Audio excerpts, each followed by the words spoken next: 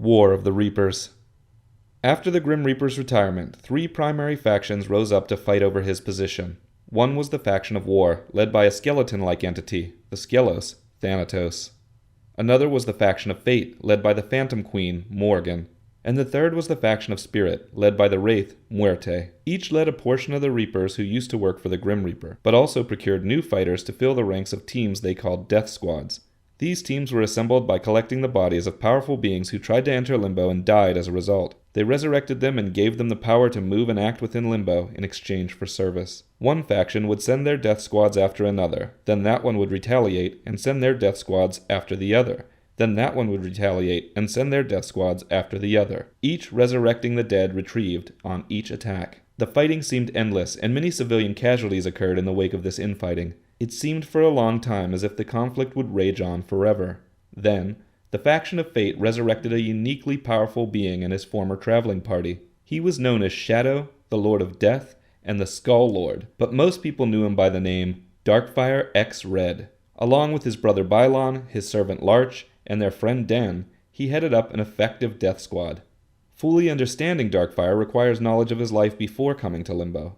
He was born the son of Serena Red, a Skelos who chose to live among humans, and he never knew his real father. His half-brother Bylon, whose human father raised both boys as if they were his own, always looked out for him and worked to keep him out of trouble. The two maintained a simple life among simple people and grew up relatively happy. Though Darkfire was always attracted to power and leadership, there was no indication that he planned to let these desires overwhelm him, or that he would lead in a less than honorable fashion. He played like the other boys, got along with the other children, laughed when he was happy, cried when he was sad. He never even let the fact that he was different from the others affect his behavior. One day, shortly after his 13th birthday, he beheld a shooting star falling from the sky. It impacted the ground less than a mile from where he was standing and shook the earth around him. The other boys were scared, but Darkfire ventured forward, letting his curiosity overturn his sense. He did not return to his parents or ask permission to investigate. He simply pressed forward. When he reached the site of the impact, he saw a child no older than he. This child was lizard-like, with 4 arms and a hunched back, and was lying hurt in the center of a massive crater. Darkfire rushed to his side and checked his vital signs. The child was alive, though barely, and managed to open his reptilian eyes to see his would-be savior. That was the first time Darkfire and Larch met. Darkfire brought Larch home and nursed him back to health, with the assistance of his mother and stepfather, but never told anyone where he had found him. After a year, Larch regained his full strength and refused to leave Darkfire's side. He began to refer to himself as Darkfire's servant, claiming Darkfire was his master, and became extremely protective of Darkfire. It would not be until years later that Darkfire would learn of the race known as the Tyrons, and would discover this sort of attachment to a master was in their nature. By the time Darkfire reached adulthood, Larch had become his permanent bodyguard, and his childhood love of games and play had been replaced with a desire to be someone of importance. He took to learning magic from the few books his mother had kept from her homeworld. Meanwhile, Bylon trained with his father to become a warrior. Darkfire's self-training took years, and meanwhile, his brother had ventured into the world and made a name for himself. Stories came back to the small village where they grew up of the battles Bylon had won and the team of mercenaries he had formed. Together they had toppled tyrants, defeated monsters, and conquered lands. Meanwhile, Darkfire was known only as his village's local wizard, an odd skeleton-like man who claimed to have lineage from another world, but had little to prove it beyond a few incantations and tricks. Darkfire was jealous of his brother's fame, and vowed to become greater than Bylon. He swore to Larch that together they would build their own kingdom, one tolerant of all species, whether skeletal, lizard, or human, and he would rule with Larch by his side. After a few years of travel, he became aware of the intolerance of humans. He had been shielded from the real world in his small village and was now forced to experience persecution after persecution on his quest for fame. What was worse, he quickly lost all his possessions to the numerous dark elements that waited to take advantage of a naive new wizard, and was soon starving on the streets. The first time Darkfire stole, he learned he did not have a knack for stealth. He was caught by the merchant he tried to rob and then dragged into a dark room. The merchant locked him in, claiming he would contact the authorities, but Darkfire had already learned that jail for him would equal death, as no one would come to feed a being like him. He called out to Larch to save him. Soon he heard a thud against the door outside, and saw the splattering of blood through the cracks. With the door opened, Larch was standing there with the key. At his feet was the bloodied body of the merchant. Larch's clawed hands were dripping with gore. A look of shock overtook both Darkfire and Larch. Then Darkfire's expression changed to relief. With the merchant dead, Darkfire and Larch sacked his shop and took all they could. With the funds, they purchased all they needed to survive on their own, and thus a trend was formed. The next time Larch killed someone, it was under Darkfire's orders. It was the first time Darkfire had ordered someone to take another's life, but it would become a feeling to which he would grow accustomed. At one point in their travelers, a small boy saw Larch and Darkfire execute a traveling merchant. Larch was busy slaughtering the merchant's family and did not notice the boy escape and run out of sight. But Darkfire did. He tracked the boy's movements to a nearby river where the boy was running across a bridge toward his hometown. There was no doubt the boy was planning to tell the people of his town what he had seen. Darkfire could not allow this. When he caught the boy, he dragged him from the bridge and into the water. The boy screamed and struggled to get free, but Darkfire pushed him under the water to silence him. Before he even fully realized what he was doing, he had drowned the boy. He had taken a life with his own hands, an innocent life. Darkfire was never the same after that. Darkfire abandoned his goals of tolerance and any moral beliefs his mother had imparted on him. He saw himself as a monster and began to act as one. Once he had enough funds, he ran his own operations in the closest major city. He smuggled weapons to the criminal underworld, sold illegal substances to the citizens, and even ran a prostitution ring. He had all the signs of a major crime boss in the making. However, there was one glaring difference that would keep him from becoming fully pulled into that lifestyle. Darkfire loved magic. Whenever he could, he sought teachers and sources of magical knowledge. He used the funds he earned in the criminal world to gain access to such knowledge and teachings and, over time, grew to be a powerful sorcerer. It was his plan to use crime to pay his way through training, so he could later use his magic to claim his kingdom. Not surprisingly, he was primarily attracted to forbidden magic, the kind that would increase an individual's power quickly, but could cost him his soul. He frequently gambled his own life in exchange for power, but had a knack for surviving unscathed. The only negative effect that ever took hold was when he attempted to infuse his body with magic essence. A mistake in the incantation burned his bones, charring him, turning his bones black. Over the years, Darkfire's power grew, as did his infamy. Eventually, it attracted the attention of another Skelos that had taken up residence on the planet, a vile torturer feared by most of the people as the scourge of the Dark Wood.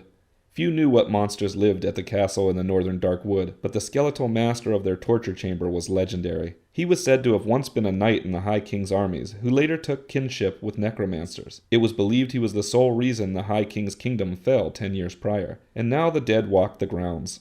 This Skelos located Darkfire late one night and approached him with a very enticing offer. "Assist me in overthrowing the masters of Castle Darkwood, and I will train you in the forbidden arts of necromancy." Darkfire was reluctant to accept, but the Skelos displayed magical capability beyond his reckoning, and his thirst for power quickly overtook his fear. He agreed, and it was then that the Skelos, known only as Blaze, began to travel with Darkfire.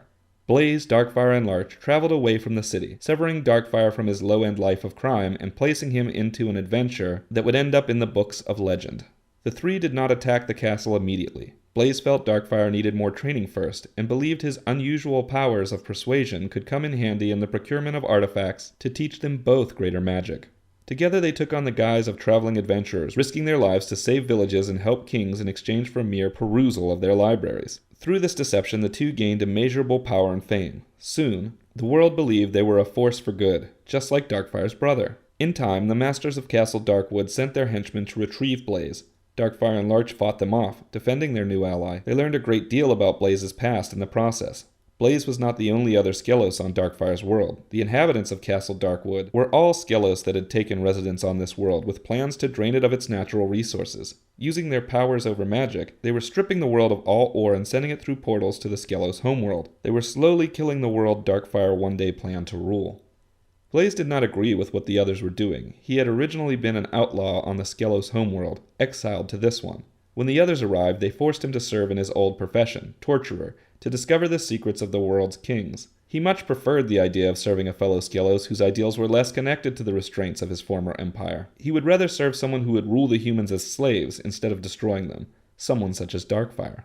It did not take long for Darkfire to take up the mission of destroying the other Skelos and severing their connection to the Empire. If he was going to rule this world, he would first have to rid it of its enemies. That said, he knew he and his allies could not pull off a mission of this magnitude on their own. Swallowing his pride, he sought his brother for help. Bylon had a solid group of allies. The most notable ally in Bylon's group was an outlaw known only by the name on his wanted posters, John the Paladin. Bylon had also allied himself with an alien from another world, a monkey-like demon named Den. Den was Bylon's designated burglar and assassin, and he was good at his job. Together, Darkfire, Larch, Blaze, Bylon, John, and Den joined forces to topple the Skelos of Castle Darkwood and take control of the world. It was thus the Dark Lords were born. Originally called Dark's Lords, Darkfire, Larch, Blaze, Bylon, John, and Den were the first of many similar-minded individuals to accept Darkfire as the future ruler of the world and the quest to make that dream a reality. Defeating the Skelos at Castle Darkwood was only stage 1. Countless years went into making that dream a reality until one day, Darkfire owned half the planet. With the tools of the Skelos at his disposal, he learned of other worlds in his solar system with life. He learned of other solar systems, galaxies, and even universes. Yet he never thought he would get to see them. He had no idea that in a few short years he would find himself inadvertently pulled into limbo as a result of a spell gone wrong. As Darkfire's rule grew, Bylon began to question his authority. The two came head-to-head on several occasions, but Darkfire often dismissed it. He did not learn until much later that his brother was planning a coup. When it occurred, he struck with the might of the unconquered other half of the world on his side. John and Blaze chose not to take sides, but Larch fought on Darkfire's behalf and Den on Bylon's. They warred until it came down to a one-on-one brawl between the two brothers, but Darkfire could not bring himself to kill Bylon. Instead, he attempted a spell that would teleport his brother to a faraway realm. But such a spell was beyond his control. It pulled him, Bylon, Den, and Larch into limbo, where the changes in natural physics killed them all. Several thousand years later, the four were resurrected in limbo by Morgan, Reaper of Fate. They were taught to move and process life-giving functions within limbo and even regain some of their abilities. In exchange, they became members of one of her death squads. The War of the Reapers was more brutal than anything they had experienced, and they quickly put aside their differences and regained the ability to work as a team. Together, they grew to be the greatest of the death squads and helped to overthrow the Reaper of Spirit, Muerte. They never overtook the Reaper of War, Thanatos, but were stunned by an unexpected secret when they reached his throne room. Thanatos was a name he had adopted only recently. His name in his life before coming to Limbo had been Blaze.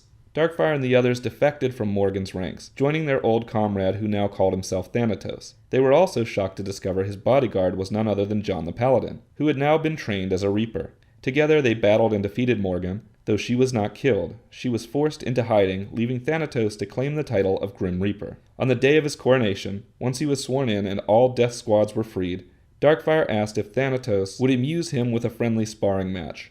Thanatos agreed and prepared to fight Darkfire with all he had, but Darkfire had other plans. Using magic to conceal his allies from sight, Darkfire attacked Thanatos along with his whole team, but appeared to defeat him single-handedly. John did not step in to help, choosing alliance with the now united Darkfire and Bylon under past oaths.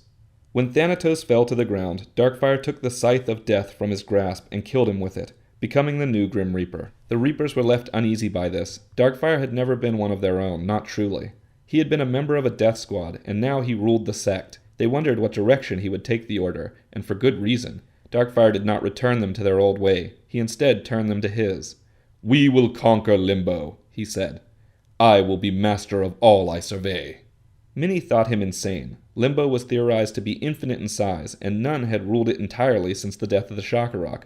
But Darkfire continued, "Any who oppose me shall die." A single being stood up to Darkfire, a man many saw as a deity, a god of war.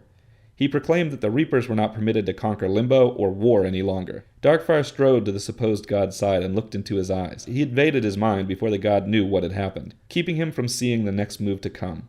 The Scythe of Death cleaved out the god's heart, and Darkfire devoured it in front of the Reapers. Taking the god's weapon and fusing it with the scythe, Darkfire created a staff with a white flaming sword on one end and a black flaming sword on the other.